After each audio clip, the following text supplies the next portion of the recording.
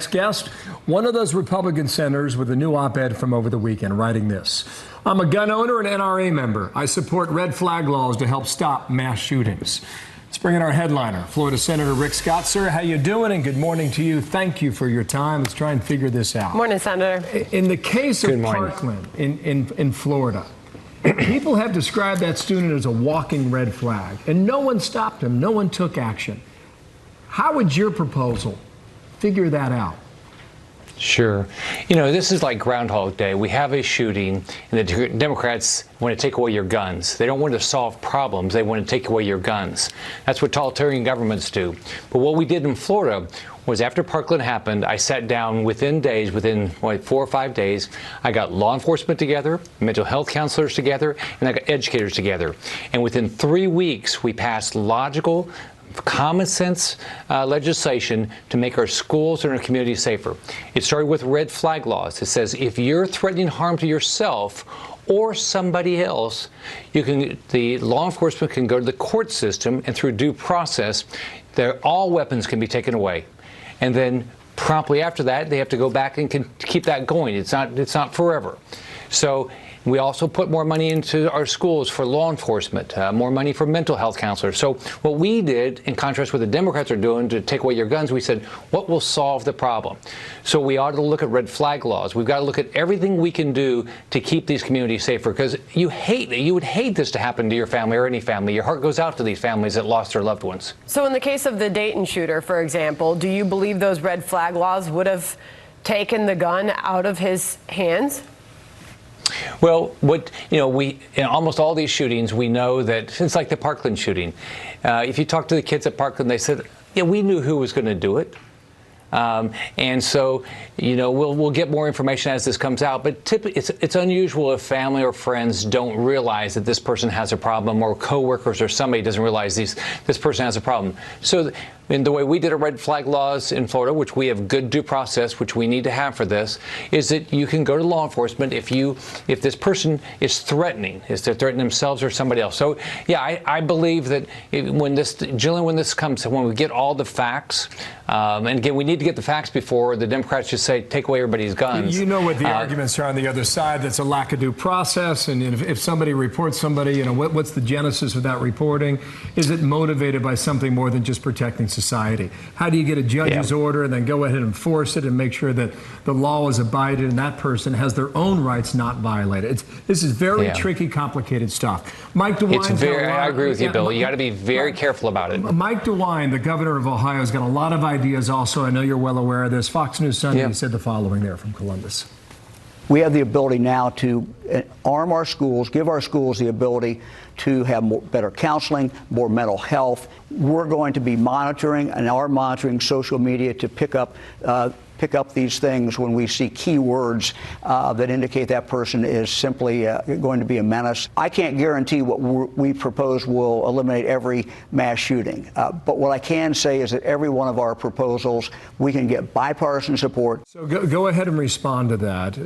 When we, just for the sake of this conversation, we can all accept the fact that as a culture, we can't go on like this. You can't wake up on a Saturday morning with a shooting at a Walmart in El Paso, wake up on a Sunday morning with a shooting in Dayton, Ohio. Senator. Yeah. Well, if you look at it, there's something wrong with the young men in our society that they're doing most of these acts. And so we've got to figure that out. But the way I think about it is, let's do the things that are common sense and do everything we can. But you look at in a lot of these cases, there's a lot of red flags. There's a lot of people that missed it. Like in the Parkland case, the FBI had 2 big tips and didn't do anything about it. This kid was stopped over 40 times by law enforcement. So there's a lot of other people. It's not just, it's not going to be one thing. You got to do all these things and do it in a common sense way. Here is Joe Biden's op-ed in the New York Times calling for banning assault weapons. Here is how it is headlined: banning assault weapons works. He writes, quote, almost 15 years after bans expired, with the unfortunate benefit of hindsight, we now know that they did make a difference. If I am elected president, we're going to pass them again, and this time we'll make them even stronger. On the Republican side, is there any willingness to tackle those guns that Joe Biden is referring to? Is there any bipartisan support there? Well, I believe in the Second Amendment. I am not interested in taking away weapons from guns from law-abiding citizens. That's not right. Let's go focus on the people that have problems, the people that have mental health issues, the people that are clearly threatening themselves or others. Let's focus on them. It's interesting that what the Democrats first want to do is they want to do what totalitarian governments do: take away everybody's weapon. That's not right. We have the Second Amendment for a reason, and so let's figure out some common sense, the red flag laws, more law enforcement security at our schools, things like that. One thing that they're trying to do in Ohio on behalf of the governor that we just listened to is to free up more space in psychiatric hospitals. Now, as a country, we've moved away from that idea for the last several decades. What's your position on that? If that was an issue, we should deal with that. But the real issue is let's find the people that are having these problems. Let's see what services we can provide them, and then also let's make sure they don't have access to any weapon, not just guns, but any weapon. But that makes more hospitals, sense. Is that a part of your proposal, Senator? Well, we've not seen in Florida that we have a lack of resources in that regard. What we had a lack of resources was that the schools were not focused on making sure these students, were getting any counseling. Obama passed this Promise Act, which said, minority students were not going to be stopped and referred to law enforcement. This stuff makes no sense. Let's hold people accountable.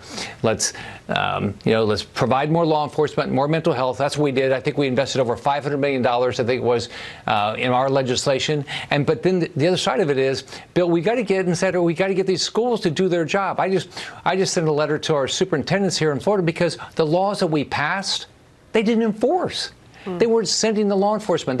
Some of them assigned on paper a law enforcement officer, but didn't send them to the school. Well, and that's a big part of what we hear from members of your party, your colleagues saying, let's enforce the rules and the laws that are already on the books rather than changing or creating new ones. Yeah. Finally, here's perspective from Steve Scalise on the political blame game that we've seen in the wake of those two shootings. Here's the congressman. There's no place for those kind of attacks and attacking people based on their ethnicity. But to try to assign blame to somebody else, I think, is a very slippery slope. Because the president's no more responsible for that shooting as your next guest, Bernie Sanders, is for my shooting. And he's not, by the way, responsible. The shooter is responsible. It was almost hard to believe, almost hard to watch how quickly the blame game began following those two shootings last week. Final thoughts from you, Senator, this morning? Let's stop blaming people. Let's start solving problems. Let's sit down and come up with common sense solutions that are going to actually increase the safety of this country. But taking away law-abiding citizens' guns is not the right answer. All right. Senator, thank you for your time. And just to put a fine point on this, both killers a week ago passed background checks. So this is a riddle now to try and figure that out. Sir, thank you for your time. Senator Rick Scott there. Thanks.